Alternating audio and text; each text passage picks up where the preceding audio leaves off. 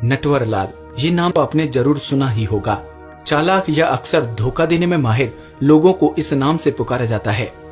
लेकिन क्या आप जानते हैं कि जिस व्यक्ति को ठग ऑफ हिंदुस्तान के नाम से जाना जाता है वो असल में कौन था? नटवर लाल ने अपने जीवन में ठगी की इतनी घटनाओं को अंजाम दिया था कि 80-90 के दशक में उन्हें भारत का सबसे कुख्यात ठग माना जाता था। लेकिन ठग होने के बावजूद उनके प्रशंसकों की कमी नहीं थी। लोग उन्हें समाज सेवक मानते थे। तो चलिए जानते हैं ठग ऑफ हिंदुस्तान नटवर लाल के बारे में। अपनी पूरी जिंदगी ठग करके बिता देने वाले नटवर लाल ने करोड़ों रुपए की ठगी को अंजाम दिया था। नटवर लाल का कहना था कि मैं लोगों से झूठ बोलकर पैसा मांगता हूं और लोग झूठ को सच समझकर पैसा दे देते हैं, इसमें मेरा क्या कसूर। नटवर लाल ये भी दावा करते थे कि अगर सरकार उनको इजाजत देती तो वह अपनी ठगी के जरिए भारत का विदेशी कर्ज चुटकियों में उतार सकते हैं।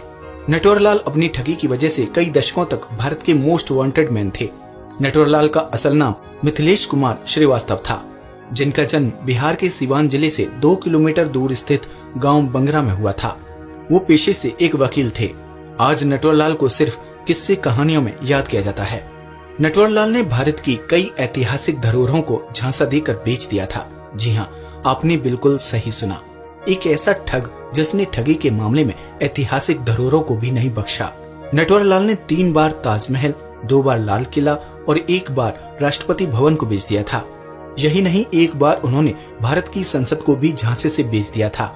नटवर लाल अपना हुलिया बदलने में उस्ताद थे। 1 बार उन्होंने राष्ट्रपति डॉक्टर राजेंद्र प्रसाद का फर्जी दस्तखत करके ठगी को अंजाम दिया था। माना जाता है कि इस कुख्यात ठग के 52 नाम थे, जिसमें से नटवर लाल एक था। नटवर लाल ने धीरूभाई अंबानी, टाटा और बिरला जैसे बिजनेसमैन और कई सरकारी कर्मचारियों को लाखों का चूना लगाया था। भारत के मोस्ट वांटेड ठग नटवर लाल के खिलाफ 8 राज्यों में 100 से भी ज्यादा केस दर्ज थे। नटवर लाल 9 बार गिरफ्तार भी हुए थे, लेकिन हर बार कोई ना कोई चालाकी करके वह पुलिस की गिरफ्त से फरार हो जाते थे। जब पुलिस ने उन्हें आखिरी बार पकड़ा था तब उनकी उम्र 84 साल थी। 24 जून 1996 में नटवर लाल को कानपुर जेल से एम्स इलाज के लिए लाया जा रहा था, लेकिन नई दिल्ली रेलवे स्टेशन पर उन्होंने पुलिस टीम को चकमा दे दिया और फरार हो गए। इस घटना के बाद नटवर लाल को दोबारा कभी नहीं देखा गया। नटवर लाल के यूं अचानक गायब हो जाने के बाद पुलिस को दोबारा कुख्यात ठगी की कोई खबर नहीं मिली। नटवर लाल मौत के मामले में भी पूरी दुनिया से ठगी कर गए। साल 2009 में नटवर लाल के वकील ने उनके खिलाफ दायर सभी मामलों को खत्म करने की याचिका दायर की। उन्होंने दावा किया कि 25 जुलाई 2009 को नटवर लाल की मौत हो चुकी है, लेकिन दूसरी तरफ नटवर लाल के भाई का कहना है कि नटवर लाल की मौत तकरीबन 13 साल पहले 1996 में ही हो गई थी। नटवर लाल की मौत को लेकर ये दावे कितने सच हैं, इस बात की आज तक पुष्टि नहीं हो पाई है। नटवर लाल के दिलचस्प जिंदगी से प्रेरित होकर बॉलीवुड में फिल्म मिस्टर नटवर लाल बनाई गई। इस फिल्म में अमिताभ बच्चन ने नटवर लाल का किरदार निभाया था। इसके बाद हाल ही में राजा नटवर लाल नामक फिल्म बनी थी, जिसमें मुख्य भूमिका में इमरान हाशमी नजर आए थे।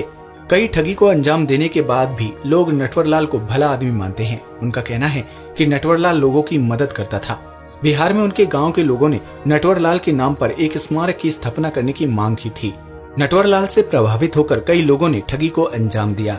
हालांकि उनकी जैसी सफाई और चालाकी कर पाना किसी के बस की नहीं।